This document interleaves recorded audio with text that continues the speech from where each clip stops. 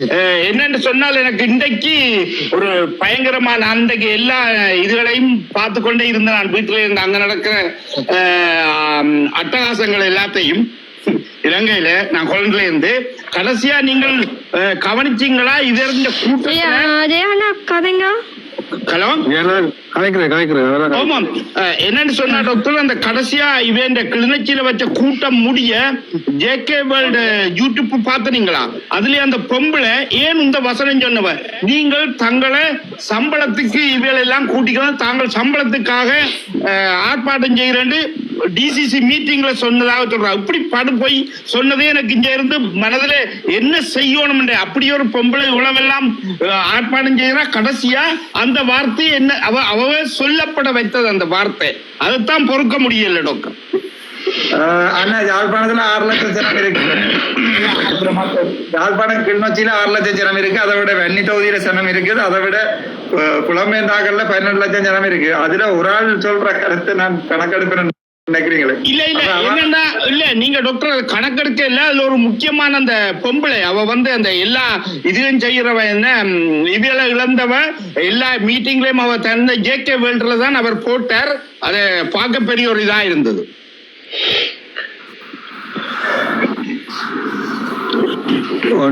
Doctor மீட்ல போயிட்டா வணக்கம் வணக்கம் பாராளுமன்ற உறுப்பினர் அவர்களே, எடுக்க வேண்டாம். ஆரையா சிறை என்ற ஆள் வேற அதுல போன பார்த்து நடக்க பிரச்சனை எடுக்காது, பார்த்துதான் எடுக்கிறோம். வணக்கம் வணக்கம் பாராளுமன்ற உறுப்பினர் அவர்களே. வணக்கம் சொல்லுங்க. உங்களுடைய அரசியல் பயணம் இப்ப அபிவிருத்தியை நோக்கி செல்றதா இல்ல உரிமையை நோக்கி செல்லுதா? மக்களை நோக்கி போகுது. மக்கள் என்ன கேட்கிறார்களோ அதை நோக்கி தான் போக முடிய அபிவிருத்தி உரிமை என்று ஷோர்ட்டா சொல்றதுக்கு இப்ப பழமையானவங்களோட பாரம்பரிய அரசியல்வாதிகளை பாத்தீங்கன்னா அவங்க சில டாபிக் இருக்கு, அது நான் வீடியோலையும் போட்டுக்கிறேன், படிவா சொல்றேன் உங்களுக்கு. ஒன்று இந்த இரணமட குளம் அல்லது தையட்டி விகார அல்லது எங்களோட மாவீர தினம் அல்லது திலீபனோட நினைவு தினம் அல்லது எலெக்ஷன், இந்த 5 தான் எங்களோட அரசியல்வாதிகளுக்கு டாபிக். என்னை பொறுத்த வரைக்கும் அப்படி எந்த டாபிக்கும் இல்லை. என்னை பொறுத்த வரைக்கும் நான் மக்களுக்காக அரசியல் செய்யறேன், அவ்வளவுதான். மக்களுக்காக என்ன விதமான அரசியல் நீங்க வருங்காலத்துல செய்ய போறீங்க? தமிழ் தேசிய அரசியல் தான், அதுல எந்த சந்தேகமும் இல்லை. ஆனால் உங்களுக்கு மாஸ்லோன்ற தியரி தெரியுமோ தெரியல, அடிப்படையா உணவு உரையில் வேணும்.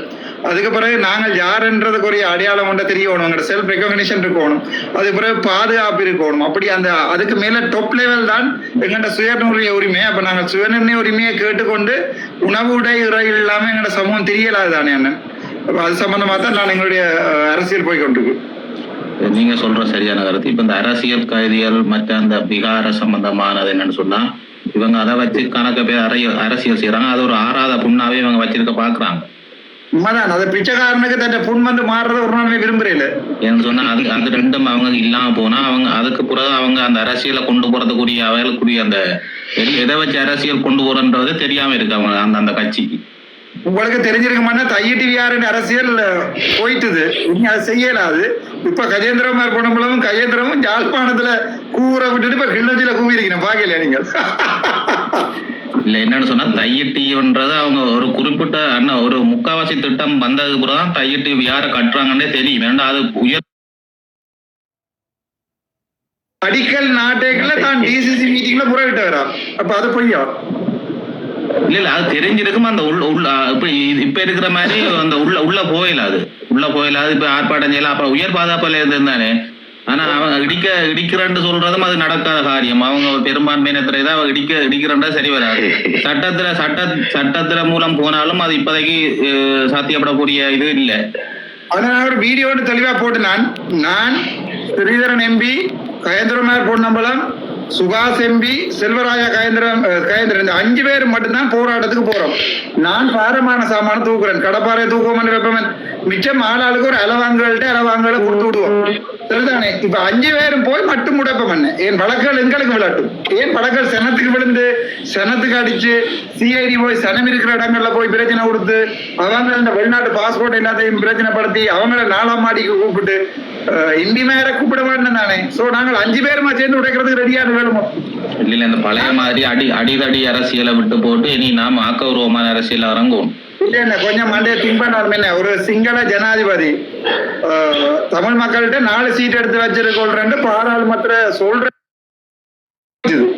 அதான் உண்மை 3 MP சீட் கொடுத்திருக்கிறோம் பத்தாக்குறைக்கு தேசிய பட்டியல் 1 கொடுத்திருக்கிறோம் 4 கொடுத்திருக்கிறோம் நிலைமைக்கு நாங்கள் போயிட்டோம் அந்த போன பிறகு பாராளுமன்றத்தில் என்ன கதைச்சாலும் ஜாழ்ப்பாணம் கையில தான் சொன்னவர் இந்த முறை வல்வெட்டித்துறைக்கும் ரவிராஜன் என்ற புறப்படமான சாவச்சேரிக்கு வந்து தன் வரலாற்று தான் காட்டியிருக்கிறேன்னு சொல்லி போட்டு இன்னும் ஜெயில போட வழிகிட்டு வந்துட்டு போயிருக்கிறார் இப்ப போய் நாங்கள் தையிட்டு விகாரை இடிக்க சொன்னா அது யாருன்னா சஜித் பிரேமதாசன் அரசியல் அவர் என்னென்றால் ஹைதராபாத் சொல்லியிருக்கு நீ ஹூ மச்சான் உங்கேண்டு அவர்கிட்ட வேண்டிய பட்டியலுக்கு தான் நீங்க இங்க ஹூவினம் என்ன பட்டி அது வெத்தில பட்டியாவும் இருக்கலாம் மேட்டோ வீட்டு வெத்தில பட்டியாவும் இருக்கலாம் எனக்கு அதை பற்றி கதை தெரியாது அவருடைய வேண்டின அந்த வெத்தில பட்டிக்கு தான் இவர்கள் ஹூவி கொண்டு என்னுடைய தனிப்பட்ட அபிப்பிராயம் நாங்கள் மக்களுக்கான அரசியலை செய்யக்கூடாதுன்றதை கேள்வி எவ்வளவோ சனம் எவ்வளவு விஷயம் எழுதி கொண்டு ஸ்கூல் அட்மிஷன் பிரச்சனை எடுத்து காட்டுறேன் முதலும் எடுத்து காட்டினான் இன்னைக்கு 2 ஹவர்ஸ்ல அடிச்ச கடிதம் மூலம் இவ்வளவு கடிதமும் சும்மா எவ்வளவு பேருக்கு காட்டுறேன் உங்களுக்கு இந்த 2 எடுத்து ஓபன் பண்றேன் இன்னைக்கு இந்த 2 ஒரு கடிதம் உங்களுக்கு எடுத்து அடிச்சு கடிதம் அடிச்சு சீல் பண்ணி வச்சிருக்கு 2 ஒரு கடிதம் சரியா அப்ப ஏன் இவர்களுக்கு மக்களுக்கான அரசியல் செய்யலாம் எவ்வளவு சனம் தன்னோட காணியை விடுவிக்கிறேன் என்று சொல்லி தனி விடுவிச்சு 2019ஆம் ஆண்டு காணி விடுவிச்சா பிறகு அந்த காணி விடுவிக்கிறது கூட சர்டிபிகேட் கொடுப்பாங்க அந்த சர்டிபிகேட் கொடுத்தா பிறகு கூட அந்த காணியை 2025 வரைக்கும் விடுவிக்கல அதை விட எவ்வளவோ தனிப்பட்ட பிரச்சனைகள் இருக்குது எவ்வளவோ ஸ்கூல் அட்மிஷன் பிரச்சனை இருக்குது இதுல என்ன எக்கச்சக்கமானது கரண்ட் அடிச்சு சனம் ஆகுது கரண்ட் அடிச்சு மாடு சாகுது தனியாற்ற குடியிருப்புகளை கொண்டு போய் எலக்ட்ரிசிட்டி லைனை போட்டு கொண்டு இருக்கிறாங்க எவ்வளவு பிரச்சனை இருக்கு அதுல செய்ய மாட்டேன் ஏனென்றால் அதுல செய்ய ஓட் பெறாது அதே பொறுத்த வரைக்கும் தையிட்டு விஆர் இடிக்க வேணும் கிளிநொச்சி மக்களுக்கானது மட்டும்தான் இரணமடு கூடம் அது பிறகு எங்க சிவிக்கு சிவஞானம் அன்றைக்கு மேல கூவினவர் என்னோட மறந்தவன் பக்கத்துல இருந்து கூவினபடியா காது வந்து கைக்கல என்ன 16 சம்பந்தமாக கூவினவர் அதுக்குள்ள என்னோட இன்ஜினியர் ஒரு ஆள் வந்து இப்ப சுண்ணாம்புக்கள் சம்பந்தமாக கூவி கொண்டிருக்கார் தமிழ் அரசு கட்சிக்கு சேர்ந்தால் இப்படி அது பிறகு நீங்க பாத்தீங்கன்னா தெரியும் கம்பபாரதி என்ற பேர் அவருடைய கம்பன் விழாண்டு நிகழ்ச்சி நிரல்ல இருக்கிற அகவுரை முன்னுரை வனக்குறை எல்லாமே TN தமிழ் அரசியல்வாதி என்ற பேர் தான் போட்டு கிடக்கு எனக்கு விளங்கியல மக்களை மருத்துவ ரீதியா இவ்வளவு மேமாத்தினீங்க நான் அந்த விஷயம் கதைச்சு என்னையும் மேமாத்தி ஸ்ரீதரன் ஐயா உள்ளுக்க வார மாதிரி வந்து என்னுடைய கதைக்காம கொஞ்ச நேரமாக ரவுண்ட் அடிச்சு வந்துட்டு நான் குவார்டர்ஸ் அடிக்கிறேன் சாவச்சேரி ஹாஸ்பிட்டல்ல மேல இருந்து பார்த்து கொண்டிருக்கேன் வெளியில 16 ஜனம் கொசுல உள்ளுக்க வரது ரெடியா இருக்கு நான் போய் கழிச்சிட்டு வரேன் அர்ச்சுனாவோட கழிச்சிட்டு வரேன் உள்ளுக்குள்ள வந்தவர் என்னோட கதைக்கவே வெளியே போய் சொன்னார் அவனோட கழிச்சினான் அவன் வந்து ஒத்துக்கொள்றான் இல்லையா அப்படிப்பட்ட ஒரு கேவலமான அரசியல்வாதிகள் தான் நாங்கள் இப்போ கிளிநொச்சியில இருந்தும் வாக்குகள் போட்டு அனுப்பி கொண்டிருக்கிறோம் இன்னும் 10 வருஷம் கழிச்சு இந்த விஆரையை பற்றி கதைக்கலைன்னா நான் விழாத்தையும் வலிக்கிறேன் வலிச்சுட்டு மொட்டையா ஆரம்பிக்கல உதே விகாரையை பற்றி இவங்க கூவேலேண்டா உதே இரடமடு குளத்தை வச்சு கூவேலேண்டா நான் இதை வலிக்கிறேன் ஏன்னா அவங்கள பொறுத்த வரைக்கும் இந்த இரணமடு குளமும் இந்த தையிட்டு விகாரையும் சுகாசுக்கு மண்டையில என்ன அறிவு இருக்கோ தெரியாது படிச்ச முட்டாள் எனக்கு படிச்சதே டவுன் என்னென்றால் என்ன அறிவு இருக்கோ தெரியாது இப்ப உண்மையாவே என்னுடைய அப்பா ரவுனாமில இருக்குது எங்க அப்பான்னு சொன்னா அந்த 2 பேரும் கண்ணீர் வரும் நான் போய் டிசிசி மீட்டிங்ல கேட்பேன் நஷ்டம் எடுத்ததா காணுமெண்டு மொக்கர் மாதிரி காய்ச்சி கொண்டு அந்த மேன்சர் அந்த மேன்சர் முதல்ல சொல்லி கொண்டிருக்குது நான் டிசிசி மீட்டிங்ல வந்து என்ன கேட்டேன்னா நஷ்டஈடு கெடுக்கிற அளவுக்கு நான் என்ன முக்கனாக மாறவில்லை நான் தெளிவா சொன்னான் என்னுடைய இனத்துல இருக்கிற மக்கள் அழிக்கப்பட்டு இனப்படுகொலை செய்யப்பட்டு காணாமலாக போயிருக்கிறார்கள் அதுக்குரிய நடவடிக்கையை நீங்கள் எடுக்கணும் சொல்லி சொன்னாங்க அந்த நடவடிக்கை நஷ்டஈடு இல்லை யாரால காணாமல் ஆக்கப்பட்டது எந்தெந்த சந்தர்ப்பத்துல அம்மாமார் பிள்ளைகளை வந்து ராணுவத்துல கையெடுத்தவ எங்கெங்க தந்த தாயையும் தந்தையையும் பிள்ளைகளையும் அரெஸ்ட் பண்ணி கொண்டு போய் நான் பார்த்தது கூட்டி கொண்டு போன ஆமிக்காரர் யார் அவர்களுக்கு வழக்கடி நண்டு போடுறதுக்கு இன்னொரு அரசாங்கம் ரெடியா இல்லை அதே மாதிரி எங்களுடைய தமிழ் எம்பிமாரும் அதை ஒரு நாளுமே ரெடியா போய் சொல்ல போறது இல்லை ரைட் அந்த பிரச்சனையை முடிப்ப மாட்டேன் 2 நாள் எங்கட பொறுத்த வரைக்கும் இது வந்து பிச்சைக்காரன புண் மாதிரி வாழ்க்கையில புண்ணாவே தான் இருக்கணும் ஒரு பிச்சைக்காரனை பாத்தீங்கன்னா தெரியும் ஒரு புண் மாற போனா டப்பல் எச்சில போட்டு சொரிஞ்சு விடுவாங்க ஏனென்றால் அந்த புண்ணா இருந்தா தான் பிச்சை விடும் அது மாதிரி என்னென்ன சனம் பாவம் அது இருக்கிற அம்மாமாருக்கு தன்னோட பிள்ளைகளுக்கு என்ன நடந்தன்றது மத்தவே அவரிய வந்துட்டு கஜேந்திரமாரையும் தெரியுமோ தெரியாது, இந்த சுவாசையும் தெரியுமோ தெரியாது. நான் அப்படி மக்களை வச்சுக்கொண்டு அரசியல் செய்ய மாட்டேன். அவ்வளவுதான் என்னுடைய பொலிசி. செல்லத்துறை வணக்கம் வணக்கம் எல்லாருக்கும் மாலை நேர வணக்கம். வணக்கம் டாக்டர், சுகமா இருக்கீங்களா? உங்களை பார்த்தது நிறைய சந்தோஷம். எதிர்பார்த்துட்டு இருந்தேன், சந்திச்சுட்டேன். என்னோட ஒரு சின்ன ரிக்வெஸ்ட், நிறைய உங்களோட ஒரு பணிவான ஒரு வேண்டுகோள். இன்றைக்கு 2 யூடியூபர்ஸ் பற்றி இன்றைக்கு நான் உங்களோட இது பார்த்தேன். அது நீங்க நல்ல விளக்கம் கொடுத்துருக்குறீங்க, வரவேற்கிறேன். ஓகே, எல்லாம் ஓகே. அது நான் எதிர்பார்த்தினான். வேற முகவரைக்கு அவை போட்டதுக்கு நீங்க நல்ல பதில் கொடுத்துருக்குறீங்க, அது ஓகே. எனக்கு ஒரே ஒரு ஆதங்கம் இருக்கு. இந்த ஐபிசியில உங்களை பற்றி பழமொழி மூலமா வர்ணனை செய்து நக்கல் நளினம் செய்கிற பிரேம் பார்த்திருப்பீங்க. நீங்க அநேகமா உங்களோட நிகழ்ச்சி நீங்க இப்ப போலீஸுக்கு போறீங்களா, கைதாகி மறியலுக்குள்ள போட்டாச்சு, அர்ச்சனா கைது செய்யப்பட்டார் தலையங்கம். உங்களை பற்றி என்ன வருதோ சின்ன விஷயம் என்றாலும் பெரிய தலையங்கம் அவை. ஏனண்டா கண்டம் அவைக்கு தேவை ஆட்களோட பார்வை. அர்ச்சனாட எந்த யூடியூப்காரர்களும் இப்ப வாழ்றது அர்ச்சனாட பேரால. இப்ப இந்த போடுவாங்க இல்ல, ரெண்டும் பாப்பினம். திட்டினாலும் அர்ச்சனாட பேர் வந்தோடனே நானும் தான் பாப்பேன். என்னோட அர்ச்சனா பெட்டி வந்திருக்கு நானும் பார்ப்பேன். ஒன்று சார்பா பார்த்தாலும் எங்களுக்கு சந்தோஷம். எதிர்ப்புள்ளவன் எல்லாம் கண்டம் சேர்க்கிறது அவங்களுக்கு ஓகே. அது இப்ப நான் எங்கட இந்த லைன்லயே நான் வரைக்கும் 67 பேர் தான் நின்றது. நீங்க வந்த பிறகு இப்ப 380 பேர் பார்வையாளர். என்ன காரணம் சொல்லுங்க? உங்கள உள்ள பேர் மதிப்பு. சிலாக்கள் கீழே எழுதுறவன் கத்துறவன் கத்திட்டே போவான், அவங்களுக்கு வேற வேலை இல்லை. அவங்களை நாங்க கணக்கில் போடவும் தேவையில்லை. அது பிரச்சனை இல்லை, அதுகள் பிரச்சனை இல்லை. எங்களுக்கு அதை பற்றி நாங்க அக்கறைப்படுறதும் இல்லை. இந்த டாக்டர் ஆக்கள் வந்து ஆக்களாவே இருப்பினோம், அது ஓகே. எனக்கு அந்த ஒரே மனதுக்குள்ள ஒரே நெருடல். எப்ப பார்த்தாலும் இந்த ஐபிசி நியூஸ்ல வந்து ஏன் இப்படி டாக்டரை பற்றி பேசினான், என்ன காரணம்? ஏனண்டா இப்ப மற்றவை யூடியூப் இவன் வந்து ஒரு பெரிய நிறுவனம், என்னத்துக்கு அதை பேசணும்? அதுக்கு ஒரு காரணம் இருக்கு. அதை பொஸ் வந்து பாஸ்கரன், அது உங்களுக்கு தெரியும். அது சொல்ல விளக்கம். ஆனா கொஞ்சம் இந்த விஷயத்துல அவதானம் பண்ணி ஐபிசி இப்ப சொல்ற வசனங்கள் நாளைக்கு வழக்குகளா இல்லாமல் வடிவா கொடுக்க முடியாது கூட ஐபிசி பாஸ்கரன் யாருன்றே தெரியாது. ஆனால் ஐபிசி பாஸ்கரன் அவர்களுடைய மனைவி அப்பாவுக்கு சல்யூட் அடித்ததாக காவல்துறையில வேலை செய்ததாக சொல்லியிருக்கிறான். நான் காணையில அப்பாவோட வேலை செஞ்சது, அப்பாவுக்கு சல்யூட் அடித்ததாக, அப்பா கீழே இருந்தேன்னு சொல்லி சொன்னவ எனக்கு அவ்வளவுதான் தெரியும். முதலா நான் நினைக்கிறேன் அக்டோபர் இல்ல செப்டம்பர் மாதம் 2024ஆம் ஆண்டு இவர்கள் வந்து ஒரு வீடியோ ஒன்று வெளியிடுறதுக்கு தயாராக எனக்கு அழைப்பு விடுத்திருந்தவன், நீங்க ஒரு விருந்தினரா வாங்க உண்டு. அங்கே இவன் என்ன அவமானப்படுத்த ட்ரை பண்ணிக்க நானாவே எழும்பி வந்துட்டேன். விலகு கொளுத்தி கொண்டு நான் எழும்பி வந்துட்டேன். மண்டேல இருந்து அது பிறகு உஷாந்தன் என்று சொல்லி ஒரு ஆள் இன்டர்வியூ எடுத்தவர், அடுத்த வியூ உங்களுக்கு தெரியும், என்ன இன்டர்வியூ எடுத்துட்டு அதுக்கு பிறகு அதை கட் பண்ணி கொட்டி போட்டு அந்த 2வது விடயம். அதுக்கு பிறகு இவர் ஐபிசி பாஸ்கரன் வந்து எங்கேயோ இடத்துல 3வது விடயம். அதாவது நான் அவர்களுக்கு தெளிவா நான் இப்ப லைவ்ல பேஸ்புக்ல தான் பாருனா தெளிவா பேசி ஒரு வீடியோ பார்த்ததுனால இப்படி ஒரு பிச்சை எடுத்து சாகிறதுக்கு சாகலாம். மண்டேல இருந்து தொடங்கினவர் 2 வரைக்கும் ஐபிசி பாஸ்கரன் என்றவர். அவர்கிட்ட வரலாறு என்னன்றது உங்களுக்கே தெரியும், நான் சொல்ல தேவையில்லை. அவரும் மற்றது ஒரு யாழ்ப்பாணத்துல பிரபல வைத்தியர், நான் பேர் சொல்ல இல்லை, 2 பேரும் இந்த ஒரு எலெக்ஷன் அளிக்கிறதுக்கு ரெடியா இருந்தவர். அவர்களுடைய எலெக்ஷன் கேள்விக்குரிய போனதுக்குரிய காரணம் நான் ஏனென்றால் நான் அந்த நேரம் வைத்தியசாலை சம்பந்தமாக கதை கேட்கல, இவருடைய பேரும் அடிபட்டது.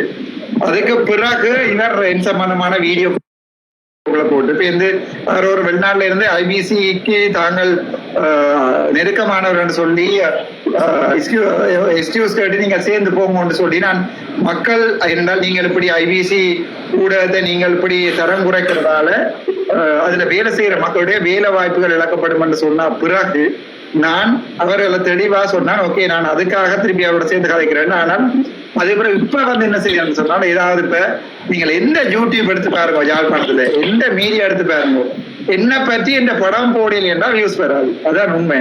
அதுக்காக இவர் பிளப்பு காட்டி நினைக்கிறேன். இது ஒரு பிச்சைக்காரத்தனம். அதாவது ஒரு விஷயம் வந்து பிச்சை எடுக்கிறது கன வழி இருக்கு. உருண்டு பிச்சை எடுக்கலாம், இருந்து பிச்சை எடுக்கலாம், நிமிர்ந்து பிச்சை எடுக்கலாம், தலைவிலா பிச்சை எடுக்கலாம். இவர்கள் துள்ளி துள்ளி பிச்சை எடுக்கிறார்கள் என்றது என்னுடைய தனிப்பட்ட கருத்து. அவர் மட்டுமில்ல ஒரு சுயர்தன் ரிப்போர்ட் ஒருத்தர் அதுக்கு பிறகு லண்டன் நவான்னு ஒருத்தர், இது எல்லாருமே என்னோட கதைச்சு கொண்டு கேட்க நான் வாட்ஸ்அப்ல பிளாக் பண்ணினேன். ரவுனாக்கும் தெரியும் நான் இன்றைக்கு ரவுனா அடிச்ச கோல் கூட கட் பண்ணினேன். நான் ஒரு யூடியூப் வீடியோ வந்து நான் ரெக்கார்ட் பண்ணி கொண்டு வந்தேன். அதே போனுக்கு தான் ரவுனா அனுப்பிச்சிருந்தது. ரவுனா அதை கோவிக்காது, ஏன்னா சொந்த நான் கோவிக்க மாட்டேன், தெரியும். நான் எல்லாருக்கும் இந்த தளத்திலே சொல்ற விஷயம் என்னடா 3 வீடியோ தொடர்ந்து ரெக்கார்ட் பண்ணி கொண்டு அந்த ஃப்ளோ போயிடும். என்னடா என்னத்த கதைக்கிறேன்றது மறந்து போயிடுவேன் நான். அதனாலதான் நான் கட் பண்ணி போடணும். மற்றது நான் அந்த ஏர்பிளேன் மோட்ல போடுறபடியா நீங்க கோல் அடி கேட்கிறவனா எனக்கு வராது. அதான் உண்மை. அது வந்து என்னோட பாசமா இருக்கிறார்கள். நான் பேசினாலும் இப்ப நாங்க போய் அம்மா அப்பாவுக்கு பேசினா நாளையில இருந்து அம்மா அப்பா இல்லாம போயிடுவோமா? இல்ல தானே? அது மாதிரி என்னோட இருக்கிறார்களுக்கு தெரியும் நான் எப்படிப்பட்டால் ஏதாவது காரணத்துக்காக தான் கட் பண்ணிருப்பேன். அதுக்கு ஒரு காரணமா தான் கதை காமிட்டிருப்பான்றதான் அவங்களுடைய எல்லாருக்குமே தெரியும்.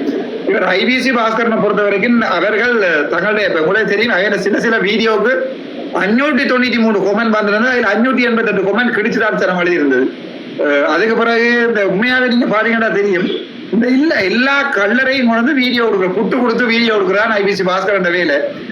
பரவாயில்ல, உழைப்பு காட்டி போடட்டும். ஆனா ஒரு நாளைக்கு எல்லா வீடியோவும் சேர்த்து ஒரு வழக்கு இருக்கு. அந்த வழக்குக்கு தலைவற்ற இருந்து அடிச்ச காசு உங்களுக்கு தந்துதான் போவினம். எல்லா வீடியோவும் வடிவா சேர்த்து கொண்டிருக்கிறது. ஒரு வீடியோ போட்டுட்டு அதை டவுன்லோட் பண்ணி வச்சிருக்கோம். ரதன் கதைங்க அண்ணா. வணக்கம் டாக்டர். வணக்கம் அண்ணா. வணக்கம், சொல்லுங்க. எப்படி இருக்கீங்க?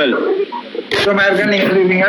நல்லா இருக்கிறோம். என்னன்னு சொன்னா என்னுடைய ஒரே ஒரு வேண்டுகோள் தான். நான் கன நேரம் எடுக்கல, ஒரே ஒரு வேண்டுகோள் தான். இந்த ஏற்கனவே உங்களோட லைவ்ல வந்து ஜனார்தன் சொன்ன அதே விஷயம் தான். கொஞ்சம் வேறொரு விஷயம், அந்த என்னன்னு சொன்னா உங்களோட சேர்ந்து எலெக்ஷன்ல போட்டிட்டு ஒருத்தர் வந்து ரொம்ப முக்குறாரு. அவர் வந்து பாத்தீங்கன்னா என்னத்தை போடுறாரு தெரியல, அவர் தாங்கவும் முடியல, கோவண்ட் அடிக்கவும் முடியல, தேவையில்லை. இவங்க மேல எல்லாம் வழக்கு போடுறா போட்டு அவங்கள வந்து மூடி விடுங்க அப்படின்னு அவங்களோட வாயல் அவ்வளவு பாத்தீங்கன்னா தெரியும். 2 பேர் நிக்கிறோம் அந்த லைவ்ல.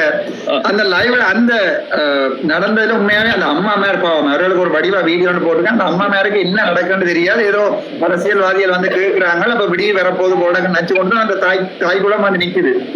ஆனா ரெண்டாக்களை பாருங்க, ஒன்று தம்பிராசா, 2வது தானா கிருஷ்ணா, 3வது என்ன பேர் குமார் பொன்னம்பலம், சுபாஷ், 4வது சுபாஷ், 5வது செல்வராஜா கஜேந்திரன், அடுத்து 6வது ஸ்ரீதரன். இந்த 6 பேரும் காணாதா எங்களுடைய 15 வருஷ அரசியல் உண்மையை விளங்கி கொள்றதுக்கு. உண்மைதான். இல்ல என்னன்னு சொன்னா அது இன்னொரு விஷயம் என்னன்னு சொன்னா, இந்த எங்களுடைய சுயேட்சை குழுவில கேட்ட ஒருத்தர் வந்து அவர் வந்து கொஞ்சம் மோசமா இருக்கு. இந்த மனித உரிமைகள்ல வேலை செய்தவர், பேர் சொல்ல விரும்பல, அவர் கொஞ்சம் ரொம்ப மோசமா போறாரு. அவருக்கு வந்து வழக்குகள் போடலுமெண்டா அவ இந்த ஏன்னா நீங்க விட்ட பிள்ளை ஒன்றே என்னன்னு சொன்னா உங்களை மேல ஒருத்தர் பழி சுமத்துறாருன்னு சொன்னா அவையில நீங்க விட்டுட்டு உங்க மேல வழக்கு வந்த அப்புறம் தான் நீங்க போறீங்க. அது உங்களை நீங்க அவைகளுக்கு முதல்ல நீங்க வழக்கு போட்டு இருந்திருந்தா உங்களை அவமானப்படுத்தினோம்னு சொன்னா உங்களுடைய அந்த என்ன சொல்ல உங்களை அவமானப்படுத்துற போது அதை நீங்க உடனே வந்து அவன் மேல கேஸோ அல்லது போலீஸ் கேஸ் போட்டிருந்தீங்கன்னு சொன்னா இந்த வழக்குகள் வந்திருக்கு. அது நீங்க பாவம் பார்த்ததால இந்த நிலைமை அவ்வளவுதான். வரைக்கும் ஒரு வழக்கம் போடலையானா. ஆனால் இன்றைக்கு கௌசல்யாவோட கதை கேட்க இந்த லோயர்ஸ் மேல எடுத்து கதைச்சிருக்கணும். இவ வந்து என்னன்னா ஒரு சுயர்தன் ரிப்போர்ட் அவர் வந்து லோயர் மேட்ட சம்பளம் சம்பந்தமா கதைச்சு ஒரு பெரிய பிரச்சனையா போட்டிருக்காரு. அவர் இன்றைக்கும் வீடியோ போட்டு இப்ப ஒரு வீடியோ வந்திருக்கு. அப்ப அவருக்கு நானும் ஒன்று போட்டிருக்கேன். என்னென்றால் அவர் சம்பந்தமா அது வந்து லோயர்ஸ் கனவேர் எடுத்து எனக்கு சொல்லிட்டுனா வழக்கு போடவும் தாங்கள் அந்த வழக்கு ஃப்ரீயா செய்கிறோம்னு சொல்லி இவருக்கு வழக்கு போடவும் கன லோயர்ஸ் சொல்லி போடணும். சோ நான் அந்த வழக்கை நான் நினைக்கிறேன் அந்த மாநில வழக்கோட ஒரு கட்டாயம் அவருக்கு போடுவேன். நான் இது அவர் உண்டு. பட் யாழ் ரஜிதன் என்ன பண்ணிருக்கிறார், அவர் 2 பேருக்கும் அவர் தான் அந்த ஐயாவரால் என்னென்றால் டிசிடி என்று சொல்லி ஒரு இது வந்து அந்த காலில் காசு போட்ட மீச்சர் சம்பந்தவங்களுக்கு தெரியும். அந்த அவருக்கும் வழக்குகள் வந்து அவருக்கும் ஜெயிலுக்கு போறதுக்கு காரணமா இருந்தவர் இந்த ஜால் ரஜித்ன்றது. இவர் 2 பேருக்கும் உரிய வழக்குகள் ப்ரிப்பேர் ஆகி கொண்டிருக்கு. மற்றாக்களுக்கும் நான் ஓர்டரா போடுவேன். ஐபிசி முழு வீடியோ டவுன்லோட் பண்ணி சகல பாயிண்ட்ஸும் வந்து டிராப் பண்ண கொடுத்துருக்கேன் லோயஸ்ட்.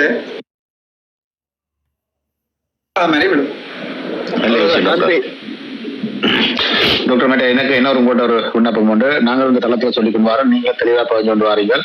ஆனா இன்னொரு கொஞ்சம் கூட ஆழமா கதைக்க வேண்டியிருக்கேன்னு சொன்னால் எங்களுக்கு வந்து பாராளுமன்ற ஒரு தேர்தலில் விட்டுட்டார். நாங்கள் ஓகே எங்களுக்கு முடிஞ்ச முடிவாயிட்டுது. ஓகே அந்த விடப்பட பாராளுமன்ற உறுப்பினர்கள் இன்றைக்கு எங்களுக்கு என்ன செய்ய முடியும்னு சொன்னால் மக்கள் தான் தெரிவு செய்தவை. ஓகே பெரும்பான்மையா தெரிவு செய்தவை. நாங்கள் அதை மாற்று கருத்துக்கு இடம் இல்லை. ஆனால் அந்த பாராளுமன்ற உறுப்பினர் இன்றைக்கு எங்களுக்குமே ஒன்றுமே செய்ய முடியாம இருக்கிறார். எங்களுக்கு இறுதியாக கிடைச்சிருக்கிற 2 விஷயம். ஒன்று பிரதேச சபை தேர்தல், அடுத்த கட்ட மாகாண சபை தேர்தல். இந்த ரெண்டுலயும் வந்து நாங்கள் மக்களுக்கு சரியான விளக்கம் கொடுத்து இந்த மக்களுக்கு இறுதி சந்தர்ப்பத்தை நாங்கள் இதே தேசிய கட்சியில கையளிச்சிட்டோம் என்றால் நாங்கள் வடக்கில எதுவுமே செய்ய முடியாத ஒரு மக்களாகத்தான் இருக்க போறோம், தரப்பாகத்தான் இருக்க போறோம். அதே நேரம் நாங்கள் திருப்பவும் தேசிய கட்சியை தெரிவு செய்து போட்டு ஆறுகிட்ட வரப்போறோம்னு சொன்னால் பிரதேசவில் ஒன்று நடக்கிறேன்னு சொல்லி அர்ச்சனான்ற ஒரு பாராளுமன்ற உறுப்பினர் தான் வரப்போறோம்.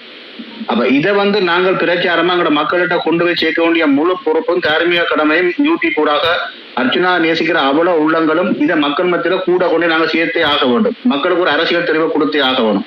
எங்களோட அரசியல்ன்றது யதார்த்தமான அரசியல். நாங்கள் தேசிய அரசியல் இருந்து கொண்டாலும் யதார்த்தமான அரசியல் தான் அர்ச்சனா வச்சு கொண்டிருக்கிறேன். இந்த யதார்த்த அரசியல் என்றைக்குமே தோத்து போறதே இல்லை, போகவும் மாட்டுது. அது உண்மையாகவே சொல்லிக் கொண்டிருக்கு. உண்மையா சொல்றத இன்றைக்கு சமூகம் ஏற்றுக்கூட தவறுது. ஆனா அந்த சமூகத்தை மாற்ற வேண்டிய பொறுப்பு இருக்குது. அது தொடர்பாக சில கருத்துக்களை நம்ம வலுவா சொன்னீங்கன்னு சொன்னா சிறப்பா இருக்கும் என்னுடைய கருத்து. அந்த பிரச்சனை என்னண்டா பாராளுமன்ற தேர்தல்ல இப்ப இருக்கிறதுல தமிழர் தரப்பா இருக்கிறது வந்து இப்ப உதாரணத்துக்கு தெரியும். என்னோட கணவர் கேட்ட இந்த விஷயத்த வடிவா விளங்கி கொள்ளணும். என்னோட கணவர் கேட்டவ நீங்கள் ரகுனா உங்களுக்கு ஞாபகம் இருக்குன்னு நினைக்கிறேன்.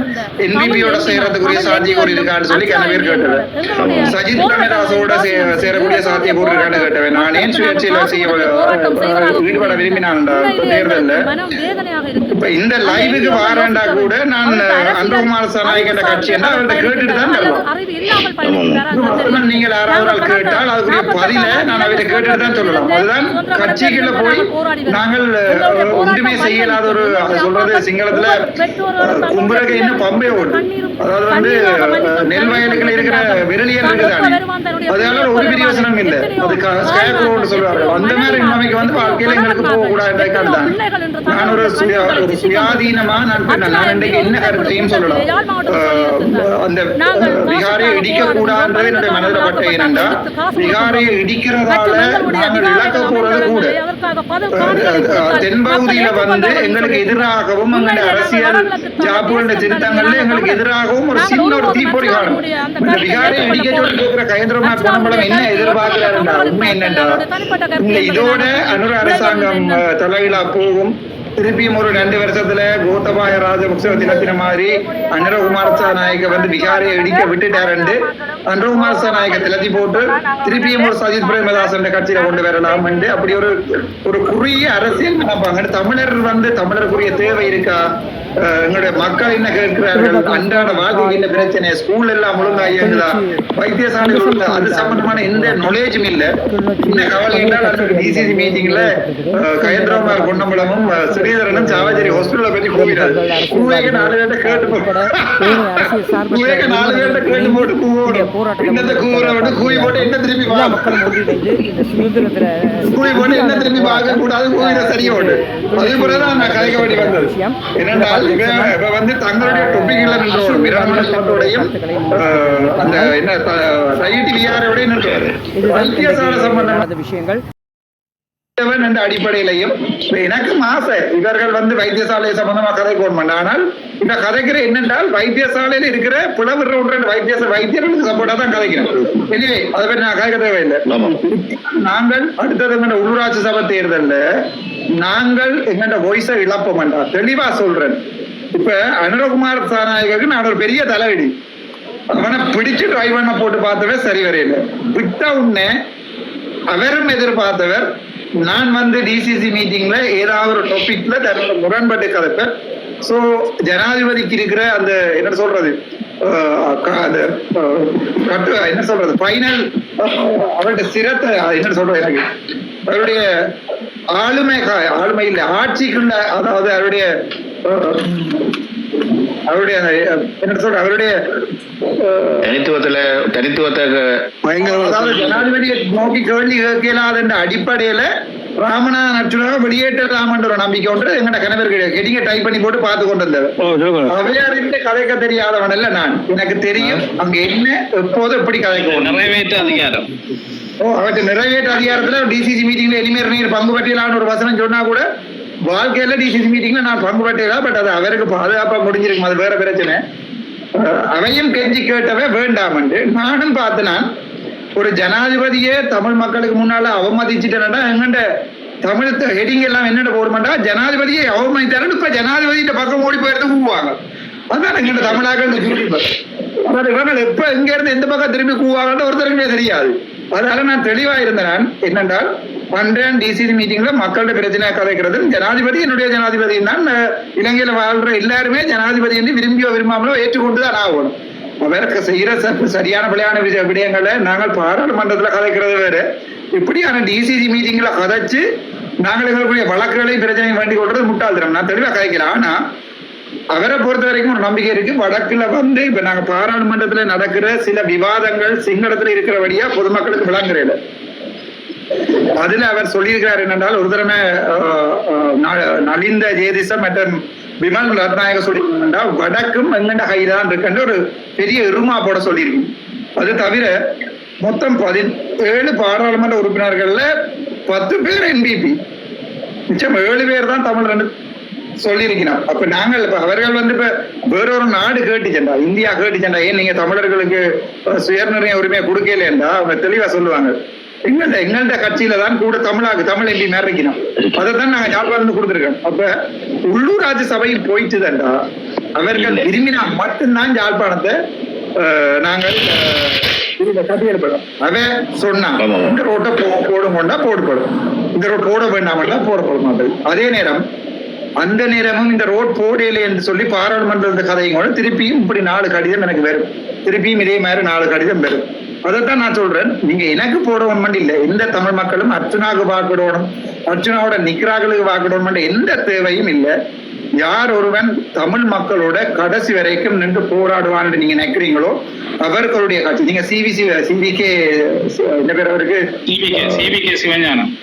சிவஞானம் மற்றது அவர் சிவி விக்னேஸ்வரன் கட்சி மான் கட்சி வந்து உங்களுக்கு சார்பா ஏற்கனவே மான் ஆரிய உலகத்துல இருந்து கட்டி இந்த முறை வெள்ளத்துக்குள்ள ஆரிய உலகத்துக்குள்ள இருந்த கோட் எங்க போய் நின்றுன்னு உங்களுக்கு படமும் தெரியும். உங்களுக்கு அவர்கள் செய்கிற அரசியல் வந்து உங்களுக்கு நம்பிக்கை இருந்தா நீங்க அவைக்கு வாக்கு போடுங்க, எனக்கு போட ஒரு இல்லை.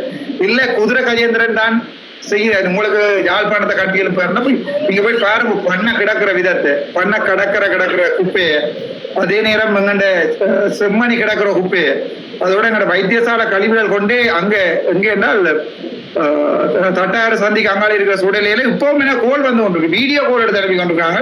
அதுல அந்த வைத்தியசாலை உயிர் கழிவுகளை இடிக்கிறதால அது அப்படி ஏர்ல போய் மக்கத்து வீடுகள் சட்டிவானிக்கு எல்லாம் போய் கொண்டிருக்கு. இவை இன்னும் ஒரு 10 வருஷம் 5 வருஷம் கழிச்சும் திருப்பியும் இதே கம்ப்ளைண்டோட வந்து நிற்பினோம். ஆனா நான் பாராளுமன்றத்துல கதை கேட்கல. என்பிபி சொல்லும் அது எங்கண்ட பிரச்சனை, எங்கண்ட உள்ளூராட்சி சபை நாங்கள் தான் நாங்க பார்த்து கொடுக்கணும். அதை விட பெரிய பிரச்சனை இருக்குது ஜாழ்ப்பாண மக்களுக்கு. வடக்கு மாகாண சபை அது மட்டும் இந்த முறை என்பிபி கையில போகும்டா தயவு செய்து உங்களோட சகோதரம் எல்லாருக்கும் ஏதோ ஒரு அசைலத்தை அடிச்சு யாழ்ப்பாணத்துல இருந்து கிளிநொச்சியில இருந்து முழு பேரையும் வெளிநாட்டு கூப்பிட்டு விடுவோம். ஏனென்றால் அதுக்கு பிறகு நாங்கள் இங்க வாழ்றதுக்கு சாத்திய கூட இல்லை. நாங்க ஒன்றுமே கதைக்கல. என்பிபி தான், என்பிபின்ற ஒரு கைப்பொம்மை தான் முதலமைச்சரையும் நாங்கள் என்பிபின்ற கைப்பொம்மையை போட்டு கொடுத்தா அதுக்கப்புறம் என்ன திருப்பி கதைக்கலன்னு சொல்லுவோம். திருப்பி கதைக்கிற என்னையே பிடிச்சு அரெஸ்ட் பண்றவங்களுக்கு, அதாவது ஏன் இப்படி செய்த வேண்டாம் 22ஆம் தேதி மாத்தி ரிப்போர்ட் போட்டுட்டு 29ஆம் தேதி வரைக்கும் வெயிட் பண்ணி 29ஆம் தேதி பிடிச்ச விடியா காலமா 2 மணிக்கு ஸ்போர்ட் வந்து சாவச்சேரியில நின்று ஜப்னா போலீஸ் ஸ்டேஷனுக்கு இன்ஃபார்ம் பண்ணி சாவச்சேரி போலீஸ் ஸ்டேஷனுக்கு இன்ஃபார்ம் பண்ணி எந்த போனுகளை ட்ராக் பண்ணி ஒரு போன் ஆஃப் பண்ணிட்டேன். எனக்கு அதுக்கு முதல்ல எனக்கு நியூஸ் இருந்தானே ஒரு போன் ஆஃப் பண்ணிட்டேன், இன்னொரு போன் ஓன் பண்ணி வச்சிருந்தேன். நான் அதை ட்ராக் பண்ணி நான் சாவச்சேரி பிரேசவையில் இருக்கைக்கு வந்து பிடிச்சு இந்த கூத்தடிச்சேன். ஏனென்றால் என்பிபி அரசாங்கத்துக்கு நான் ஒரு பெரிய தலைவலி. டிசிசி மீட்டிங்ல நான் குழப்புவேன். அன்றோகுமார் சாநாயகிட்ட நீங்கள் எங்கண்ட நான் கேட்கறது தயாரா தான் இருந்தேன். நான் முள்ளிவாய்க்கால நடந்த படுகொலை இல்ல பொறுப்பு கூட இல்லைன்னு சொல்லிட்டு இருக்கீங்க. அப்ப நீங்க தமிழக ஜனாதிபதியான்னு கேட்டு இருந்தேன். அதை கேட்காம மேக்சிமம் தடுத்து அவ்வளவு பிரச்சனைப்படுத்தினேன். ஆனால் என்ன வழக்குல எத்தனை வருஷம் உள்ளுக்குள்ள போனாலும் திரும்பி ஒரு நாள் வந்து நான் அதை கேட்பேன். அதால திரும்பவும் ஒரு பெரிய மன்றாட்டமாக கேட்டுக்கொள்கிறேன். மாகாண சபை முதலமைச்சர் ராமநாதன் அர்ச்சனா தான் தெரிவு செய்வோம் என்ற எந்த தேவையும் இல்லை. சிவி விக்னேஸ்வரன் திருப்பி போட போறீங்களோ போடுங்க. செல்வராஜா கையெழுத்துறனே நினைச்சு கொஞ்சம் கஷ்டமா தான் இருக்கு. போட போறீங்கன்னா போடுங்க. இல்ல டக்ளஸ் ஐயாவே அது பயங்கர கஷ்டமா இருக்கு. ரெண்டாலும் போடுறேன் டாக்டர் குறுக்குறது மன்னிக்கணும். இப்ப அவையோட வியூகம் ஒன்று அமைக்கணும். எப்படி என்றா சஜித்தும் ரணிலும் சேர்ந்து சந்திச்சு கதைச்சு அது கூட ஒரு அணியொண்ட பலப்படுத்துறது மாதிரி ஒரு விளையாட்டு ஒன்று நடக்குது. அப்ப அதுக்குள்ள இவே பொட்டு கட்சியும் வந்து தங்களுடைய பிரச்சாரங்களை தொடங்கிது. சிறுவர நாட்கள் அதுக்குள்ள எப்படியும் போகணும். இப்ப சஜித் ரணில் ஆக்கள் இதுக்குள்ள எப்படியும் முழுபட்டு போகணும். ஓகே, அங்கதான் நிக்கணும். அவையிட தங்கன முகவரில் அனுப்பியிருக்கோம். பாராளுமன்றத்துல உள்ளுக்கு நடக்கிற எனக்கு தெரியும். நான் பாராளுமன்றத்துக்குள்ள ஒவ்வொரு கமிட்டி ரூம்ஸ்லயும் இவ போய் அவையோட தான் காய்ச்சி கொண்டிருக்கணும். அதாவது வந்து ரணில் திருப்பி வார மாதிரியும் சஜித் திருப்பி வார மாதிரியும் ஒரு வருஷத்துல ஆட்சியை குழப்பறதுக்கு ஏதாவது செய்வோம்ன்றதுக்குரிய அடிப்படை முதலாவது பிரச்சனை இந்த தையிட்டி இடியாண்டு கேட்டு உங்களுக்கு அது தமிழர்கள் விளங்கினா சரி. அப்ப நாங்கள் தான் இதுல வந்து அந்த உள்ளூராட்சி பிரதேச சபை கிராம மட்டத்துல வந்து உடனே டீம்களை இறக்கி இப்பவே ரெடி பண்ணி ஒரு ஸ்ட்ரக்சரை போட்டு அதுக்கேற்ற மாதிரி இதுகளை செய்து கொண்டு போயிட்டோம்டா ஓகே. கணக்கா எலெக்ஷன் வேற சரியா இருக்கு. நான் என்னால முடிஞ்ச வரைக்கும் என்ன பிரச்சனை சொன்னா எனக்கு அந்த உண்மையாவே ஆபீஸ் ஒன்று ரெண்டு இருக்க மாட்டால் அது வேற பிரச்சனை. சாவச்சேரியில எங்கேயாவது ஒரு ஆபீஸ் இருக்க மாட்டால் அது வேற பிரச்சனை இல்லை. அந்த கடையில போடுறதுல உள்ளூராட்சி சபை உள்ளூராட்சி என்ன பிரதேச சபை பிரச்சனைப்பட்டு கொண்டு போய் கடையில போடலாம். அந்த கடையில அதை விட அந்த கேகேஸ்ல ஒன்று தந்தவை கேகேஸ்ல எல்லாம் ஒன்று தந்தவை நான் அதை சரியான மட்டும் பார்க்கிறேன். அது கடைசியா சரி வரையும் வேற எங்கேயாவது மெயின் ரோட்டோட பிடிச்ச ஒரு வீடு தன்னும் எடுத்து டாக்டர் ஒரு இந்த கிழமைக்குள்ள ஒரு அலுவலக முழு மூச்சா பாப்போமா எல்லாரும். அதைத்தான் நான் பாக்குறேன். யாராவது இருந்து தந்தால் நான் அதுல ஒரு கரண்டி அதுல ஒரு சின்ன ஆணி கூட ஏத்தாம நான் அந்த வீட்டை பத்திரமா திருப்பி தருவேன். அவ்வளவுதான் என்னோட கரண்டி தரக்கூடிய.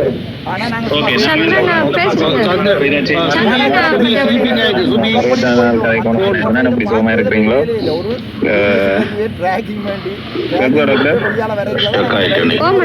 கதைங்க டாக்டர் நன்றி. நான் கீழே நிக்கிறேன். மற்ற கதைக்கிறார்கள் கதைக்கட்டும்.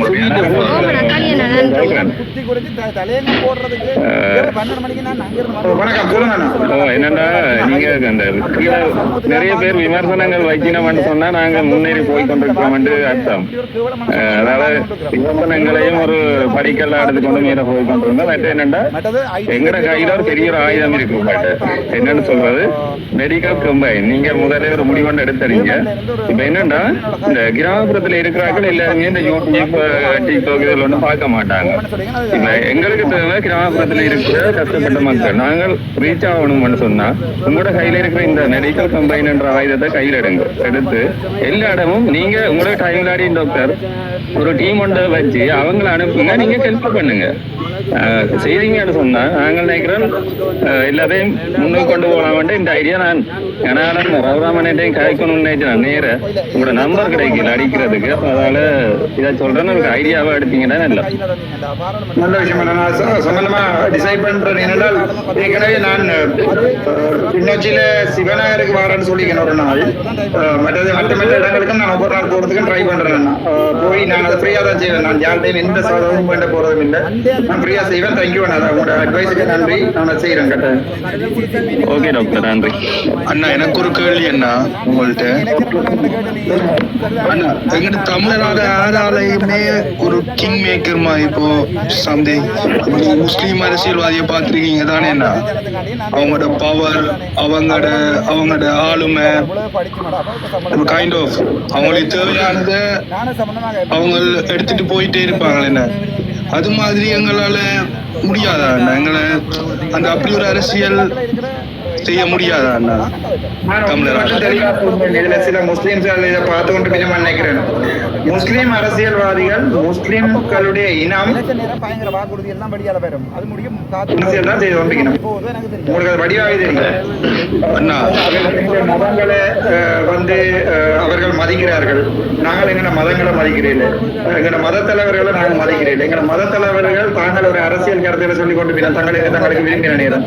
ஆனால் அவர் தங்களுடைய மத தலைவர்கள் தங்களுடைய அரசியல்வாதிகளோட சேர்ந்து எனக்கு ஒன் மினிட் டாக்டர் சுபி இந்த இது ஸ்லீப்பிங் ஆயிட்டு போன் ஆஃப் ஆக போகுது சுபி ப்ளீஸ் ஓகே அவர்கள் வந்து தங்களுடைய மதத்திலையும் இனத்திலையும் ஒரு நல்ல ஆழமான பற்றுள்ள இனம் தான் முஸ்லீம் இனம். ஆனால் எங்களுக்கு வந்து கோடாலி காம்புகள் ஒருத்தர் நல்லது செய்யறாங்கன்னா இப்படியாவது வெட்டிடுவோம்ன்றதான் எங்களுடைய தியரி. என்ன எங்களை நீங்கள் எடுத்து பாத்தீங்கன்னா எங்களை தமிழாக்களை பொறுத்த வரைக்கும் நாங்கள் ஏதாவது ஒன்று செய்ய போறோம்டா இப்படியாவது வெட்டி இழுத்து கீழே வெடிச்சு போட்டு அடுத்த வேலை பார்க்க மட்டும் தான் ட்ரை பண்றது. நான் நினைக்கிறேன் ஒரு காலத்துல இந்த பொய் அரசியல் எல்லாம் இல்லாம போயிடும்.